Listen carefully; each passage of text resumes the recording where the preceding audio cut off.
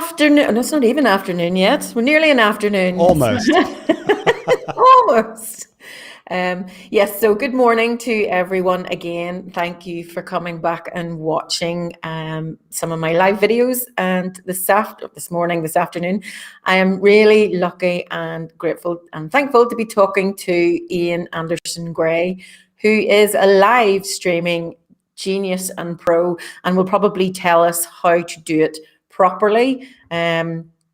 He has come along after having having to get PCR tested. So thank you very much. I'm sure this is really not what you wanted to be doing, talking with me No, straight after that. I think, give me a choice between a PCR test and this. I mean, no contest. It's great to chat to you and to be on your show. This is exciting stuff. It is really exciting. It's not something I thought I would get to do, being picked as one of the UK's small business 100s, but you never know. If you don't ask, you don't try, you don't get. So thank you very much. I asked Ian along because I have been following Ian for a couple of years now because he does live streaming so well. And I just wanted to ask him how he does it, why he does it, and how he does it so well, because it's not really your background. Your background's more music related. So how did you end up doing live streaming? Well, I could say it was all, it was a plan right from the start. It was strategy, but I would be completely lying. And I think strategy is absolutely important. But when I first embraced live video, it was because it was there and it was a bit of fun. And first of all, I just want to say that is not necessarily a bad thing, to play with new things that are fun and exciting in our businesses. And live video is nothing new now, but it's still this piece of technology that we can use in our businesses that is fun and exciting. But it can also be scary too. And so my background is I trained as a professional classical singer, and then I was always interested in technology. So I set up a blog back in 2011, and that became quite successful. But it was in 2016 when Facebook Live came about, and I was really annoyed. I don't know if you ever feel like this. It seems like everyone else has it, but access to something, but you don't. And so I went on a mission to try and find how I could get access to Facebook Live. I think particularly being based in the UK, it seemed to be available to all my US friends. But also it was also an iPhone thing, and I was an Android user at the time. So I discovered this way to broadcast to Facebook Live from your computer. And so I wrote about it in this blog post. It went really well. Then I realized, oh, okay, I'm talking about it, but I'm not actually doing it. I feel a bit of a hypocrite here. So I then had to get over my fear of going live. And it's interesting. I'm actually, earlier on today, I was planning sending out my newsletter for today to my subscribers. And I discovered my first ever Facebook Live, and it's still on Facebook, and it is really bad and embarrassing. My camera is bad and the sound is bad. But what I realized is I did it. I went live, and it changed my business. It changed everything for me. And there's so many massive advantages with Facebook Live, which we could talk about the big pros and cons. So that's kind of how I got into it. And I had to go on this big, long journey, this mindset journey, and also this tech journey.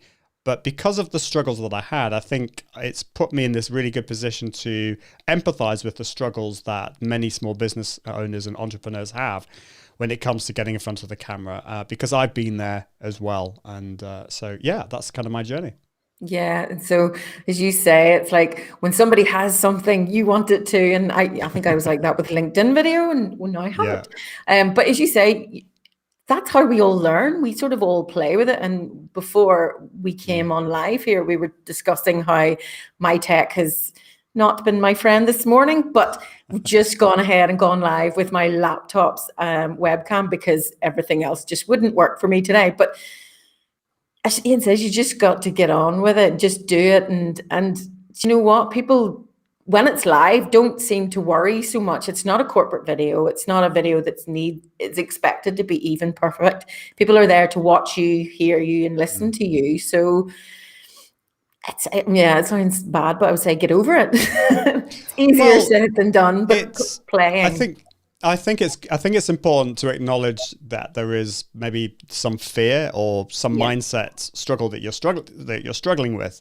You know, I don't think just pushing that to the back of your mind is going to solve your issue, but often we overcomplicate things, or if you're like me, you're a recovering perfectionist, and so you have to think about that. Now, that is actually one powerful reason to embrace live video if you are a recovering perfectionist, because the thing with live video is you can schedule it in advance, and when the time comes for you to go live, you have kind of got no choice, because you've said to the world that you're going live, so you have to do it. Obviously, you'll have planned it, but the great thing is, for perfectionists, that you'll very, very quickly realize is live video is never going to be perfect. So it's much easier than to give yourself an excuse just to do it. And then once you've gone live, you've got this amazing piece of content that you can then repurpose into lots of other types of content, whether it's into a blog post or into a podcast or into lots of video snippets. And so I love live video because it is this perfect antidote to perfectionism, but it is also this amazing content repurposing machine as well. So it has so many advantages. And that's the other great thing. Like, if you go live and you don't have very many people watching, or you don't have anyone watching, there are loads of things that we could talk about to promote your live shows and increase the number of people watching and increase engagement. But if that happens, again, you don't need to worry, because this is a content repurposing machine, because at the end of it, you can then turn this into other pieces of content as well. Yeah, like I say, this piece is being recorded, so I'll be able to upload it as well and provide it onto my website or whatever I want to reuse it as. And podcasting is another one of those things that I think people think, oh, I didn't think about that. It's very easy to strip out the audio from a video and edit that. And again, you can always edit afterwards if you really didn't like it. But the fear does hold a lot of people back. And then there's ways around that. And having watched Luria Petrucci and Live Streaming Pros there recently, she was talking about practice it a couple of days before. You know, she has a checklist of do this beforehand.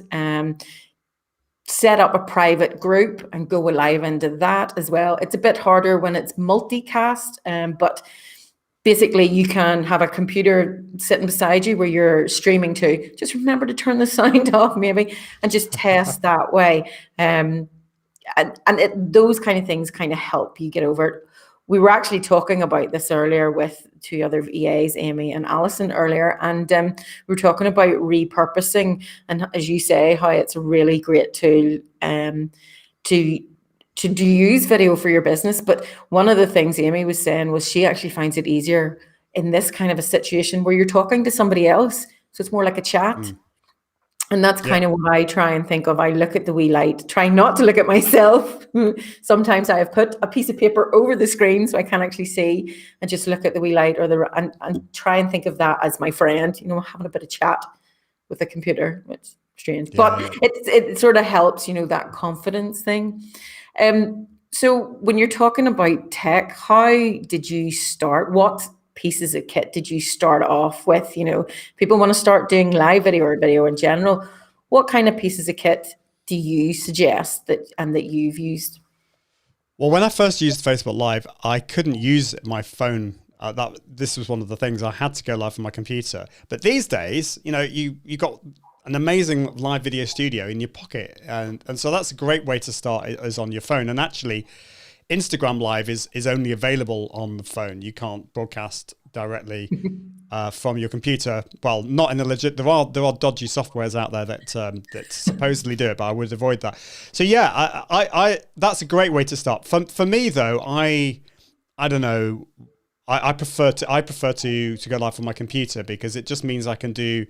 I can choose my own camera and webcam, and there are other advantages. For example, you can schedule your live show, and you can add videos much more easily and graphics and things like that. So I would just bite the bullet and start from your computer. The software that you're using, Restream Studio, is great because it's relatively easy to use. You just load it up in your browser. You can have up to 9 guests on your show if you wanted. I'd probably just start with 1 though, and you can see all the comments as well. And I think that kind of finding software that's going to grow with you is important. So, although I wouldn't start with multi-streaming, but you've got that ability later on. So, multi-streaming is the ability to broadcast to not just Facebook on its own or YouTube on its own. You can broadcast to lots of different places all at the same time. I wouldn't start with that first of all, but then over time you can add that. So the most important thing when it comes to tech, well, the first thing to say is tech is not the most important thing. The content is the most important thing, and the community as well is the most important thing, that you engage with your community and the structure and all those kind of things. But thinking about tech, the most important thing is actually your microphone. It's audio. Because people can forgive if your video isn't that great. If you look pixelated or the lighting isn't great, people can forgive that. But if they can't hear you, if it's like really painful to listen to, they're just not going to bother. It's just too painful. So what I recommend that people do when it comes to live video and investing in tech is always look at a microphone first. Now, you don't need to have a fancy microphone like what I've got. I started off with a Blue Yeti microphone back in the day. I would actually recommend, there's a great microphone called it's by a company called Samson. That's Samson, and it's the Q2U. It's a dynamic microphone, so you have to have it fairly close to you, but the audio is just great quality. So I would recommend starting off with a decent microphone, or you could get a lapel microphone as well if you don't want it in shot, and do it that way. And then and so the next thing to maybe look at is a camera. So you could use your inbuilt camera in your laptop, which I know is what you're using. I know that wasn't intentional, but again, don't let the tech get in the way of you creating content. But there's the Logitech C920 is a good camera. There's the Brio, Logitech Brio is good as well.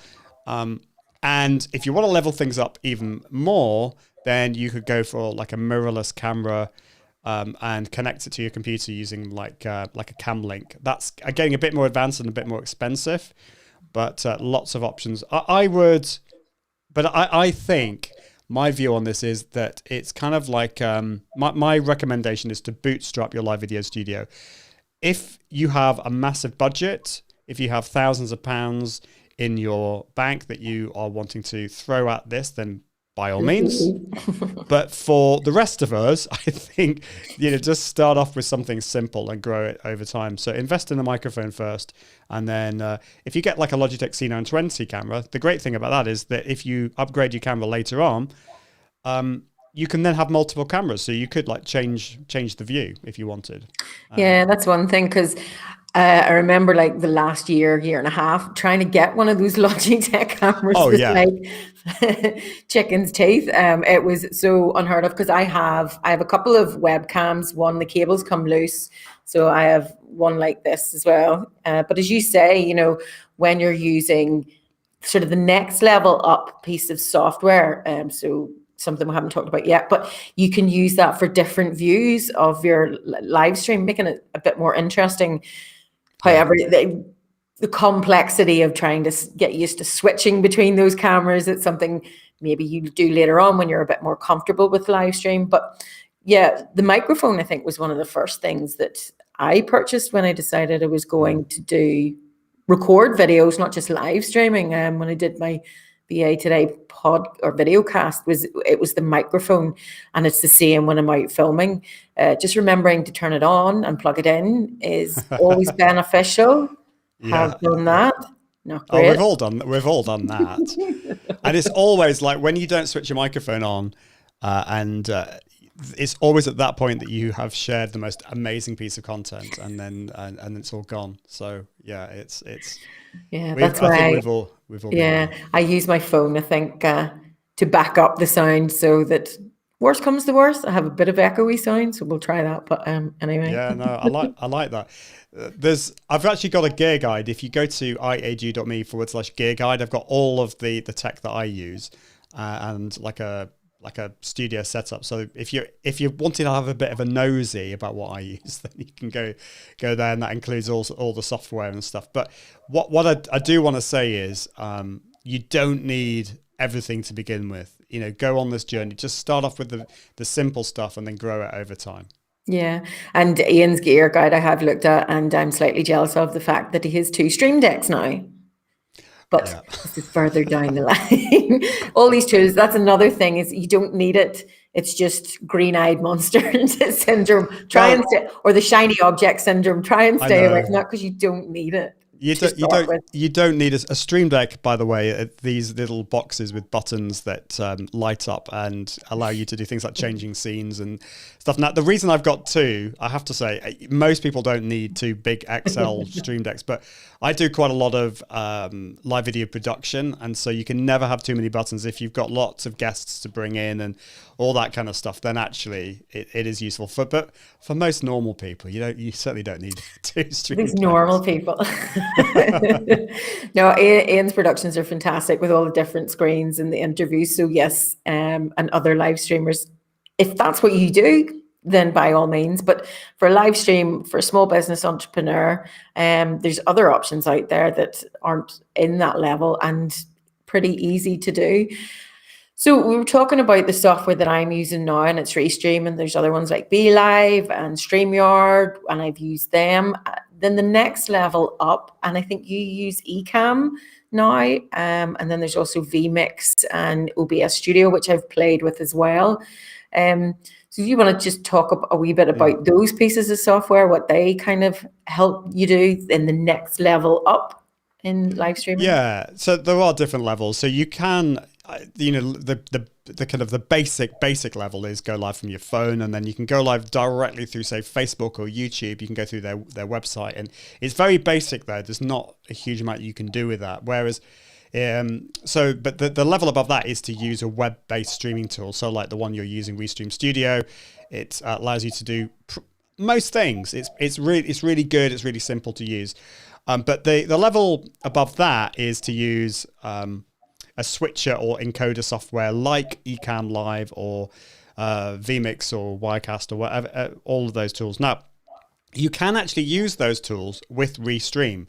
So that allows it. So that's what I do for all of my shows. I do Ecamm Live, that broadcasts to Restream, and then Restream broadcasts that to all of my different channels. So you can use that in a combination, but that's probably a bit more advanced.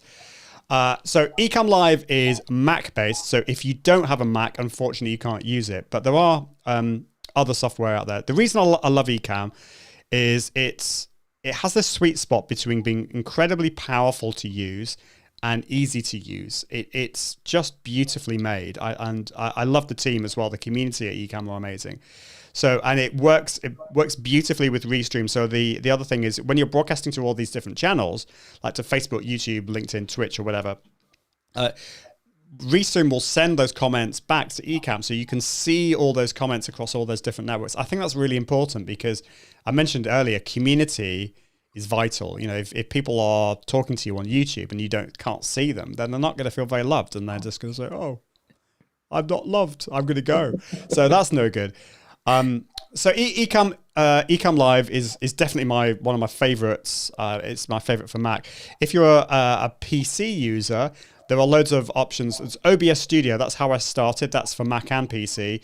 It's not it's a little bit more geeky. It's not necessarily for the faint-hearted. It doesn't have the same integration as some of the other tools. It's but if you're a bit of a geek and you love playing around with things, it's very good. A lot of the high-end live video producers use vMix, and that is PC only. vMix is very good.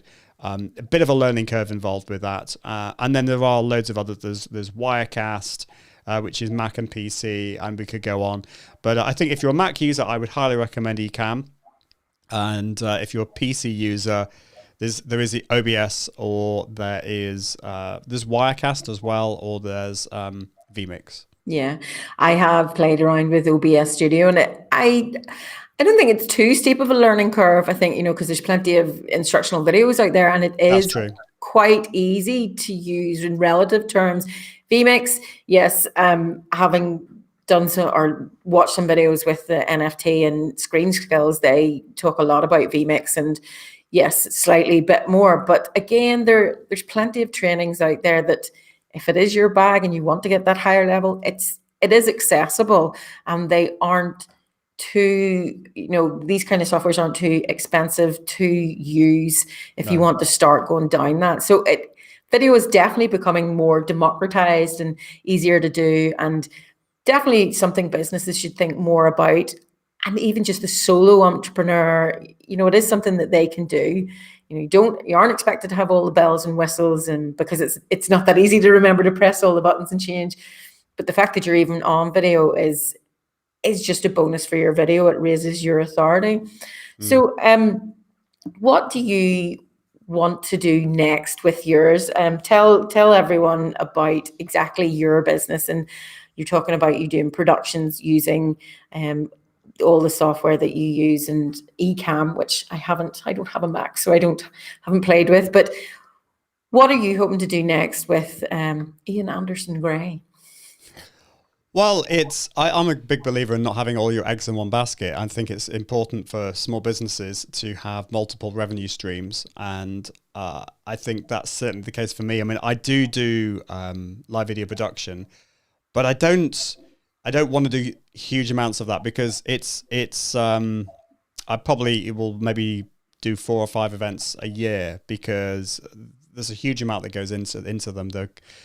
They're kind of stressful, but in a fun way and an exciting way, but they do take a lot out of me. So I think it's important in your business, if there's something that you love doing but takes a lot out of you, then you need to be aware of that. And it's the same with live video, actually.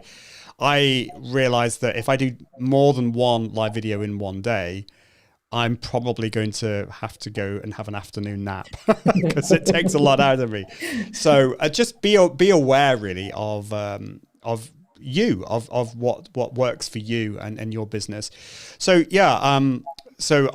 I'm focusing on courses, and I've got a membership coming up, the Confident Live Marketing Academy, and I love helping people. So that's what I'm going to be focusing on. In terms of my show, though, this is something I'm really excited about, because, as I said before, turning a live show into a content repurposing machine is so exciting. From this show that I do every week, it goes into a podcast, it goes into a blog post. I create these silly little Instagram reels, these little music videos that I create every Friday. So there's actually one today that's come out on Restream Studio, because that was my last episode. So it's a silly song on that. And so I love the fact that I can create all this content from this one show. And that just saves so much time, so much stress. And that's what I want to continue to do, is to develop my process with that, with my team, and to keep working on that. So that's the next thing. Yeah, because I think your podcast, you're up to, what is it, number 148 or something? Yeah, the live show, I think I did 100. It was up to 141. But the podcast, I think today was 130. So you'll be impressed with me. I've got this. I'm actually basically recorded up to episode 140. That 141, I think, comes out on New Year's Eve. So I've actually recorded up to there. So the way I do this is I go live. Well, on the whole, I go live twice a week, Tuesdays and Thursdays. But the podcast goes out every Friday. So it means effectively I'm batching them. So that, because obviously the live shows are twice a week and the podcast is once a week. So that just means, so for example, next week, I've decided not to go live at all, because I've got lots of other things going on that I need to work on. I've got some other work to do. And that's okay, because I've told everyone that that's the case. I'm going to be going live, returning live the following week. But the podcast is absolutely, without fail, going out every Friday. Yeah. So it just gives you a bit of downtime to work on other things, which is important. I think, our mental state is absolutely vital when we have our own business, because I just see so many people working themselves into the ground, and that's not good for anyone. No, and I think that's so obviously so relevant at the moment. People are obviously much more aware and prepared more to take more notice and take care of themselves mentally. Mm. Because you were saying about, it takes it out of you doing a live video and just video in general. It does, I find that, and I'll be the same today because I've several videos, live videos this afternoon. And when I started, I think I probably got burnout because I was recording and then editing and trying to get one out every day for 30 days. And it was hard work, so much hard work and stressful. And it doesn't need to be. And when you look at the likes of YouTubers and vloggers as well, oh, you have to be there, you have to be consistent. Yeah, consistent, but doesn't have to be every day or anything, even if it's once a month, once a fortnight. That's what people are expecting. That's what they turn up for. And the fact that we know that you're Tuesday and Thursday and then the podcast, it means, because, well, I get alerts when you go live, and so I can jump on if I'm free or whatever. So, but it's something to look forward to as well. Those kind of videos. And I do that with YouTube videos. I say, oh, I know they're going to be live this day and they're going to be live this day. So I even make time for that. So your audience will, if they like your content, they'll make time to watch it. So you'll get those, it helps your audience figures, your retention rate, your watch times as well. So doing less is sometimes more, I guess. And then I think, did you work with, was it Content 10X, and how they take your process and turn it out and repurpose it to so many different Yeah. So yeah, there's lots of options. Amy from Content 10X, they've got a fabulous service which allows you basically go live, and then they will take that and repurpose that everywhere. So I highly recommend them. Or you can build your team, and that's actually what I do now. So I have my own VA, and I have other people in the team that will help with creating those bits of content as well. So I think what's really important is that you have a plan right at the start. Plans sound boring, but they are really, really important.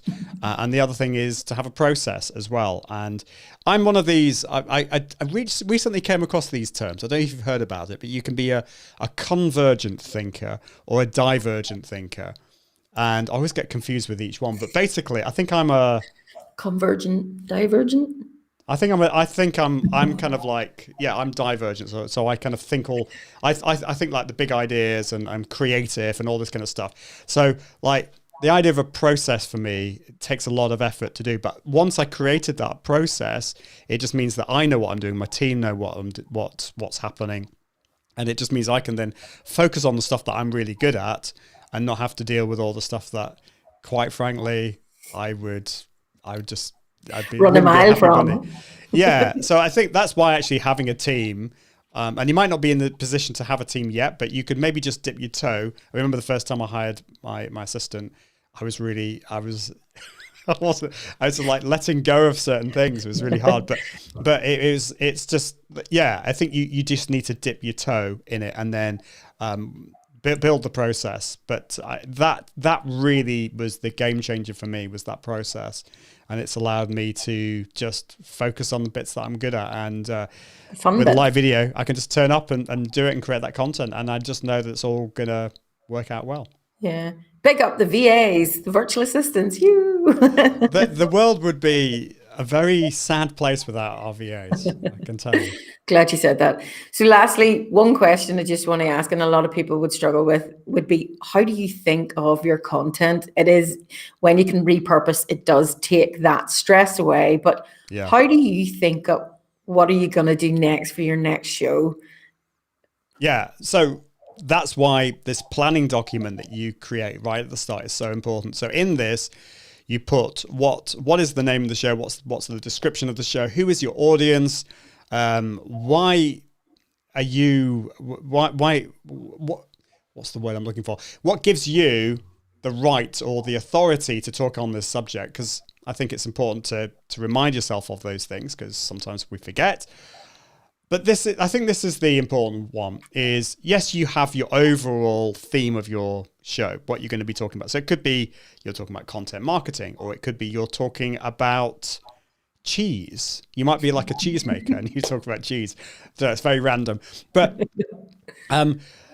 within that, I think it's important to come up with three themes, 3 sub themes, if you will. So my show is about helping entrepreneurs go live confidently, but I have 3 themes. So the first theme is the kind of the fear and mindset and that type of thing. So that's theme number 1. Second theme is tech and gear. Third theme is content and marketing. And then it makes it so much easier to then come up with ideas. So I looked down my list and I think, oh, I've talked a lot about mindset recently. I need to talk about tech. Let's have a look. It's rotating as well. Yeah, so I haven't talked about microphones for a while and audio. So I think I need to find that. And also that helps you find a guest as well, because if you know what you're going to be talking about, then I could talk about it, which I think is important. I think it is important to do solo shows as well, even though they're a bit more scary. But yeah, bringing on guests is easier, and sometimes we can't be an expert in everything. So I will bring a guest in to talk about that. And so yeah, I think that's the best way of thinking about content is coming up with the plan, and then coming up with themes, and then having a spreadsheet or whatever way you want that will just allow you to list all those episodes and coming up with ideas for the future. And having said that, you talked about sound there, and it was actually between one of your episodes, you were talking, and I've lost the lady's name, you were talking about different types of microphone, and Curry's, where they had an advertisement on different types of microphone, was how I learned a bit more about the difference between omnidirectional and cardioid mics and how you position yourself and how. But yeah, so it's great to bring those guests on. So yeah, I do get so much value from your live streams and from your content, whether I watch them live or later on, because there's so much value. But as you say, rotating the themes makes it a lot more interesting. And so I highly suggest that everyone watch your show. You get a lot from it, and Ian will show you how to do live properly, not like this, but it works, and it shows it works. But I just wanted to say, to thank Ian very much for taking time out of his Friday. Nobody wants to do anything on a Friday. For doing another live show. And as he says, live can take it out of you. So thank you so much for coming on and giving us your advice and your experience of how you do live so well. Oh, well, my pleasure. And I just want to encourage people watching that, don't compare yourself with others, just be yourself. It is about being yourself. And people actually want to see the real you. So if you make mistakes, you're showing your humanity. As long as you learn from it, that's the main thing. So thank you. Yeah, learn from it, and maybe don't pick your nose or something like that. No, there's there are a few things. Refrain from too much you, but yeah, no, I think you're great. But yes, thank you again so much for joining me, and I think viewers will really appreciate your advice and your expertise, and the gear guide and all your tools on your website are fantastic, and I do take notice of them. So yeah, thank you very much. I will let you go, and I will be talking to my next guest at about 2:30, fingers crossed, to Justina Rossu about video and editing. So please join me again for that later this afternoon, and I will let everyone go and have some lunch. So thank you.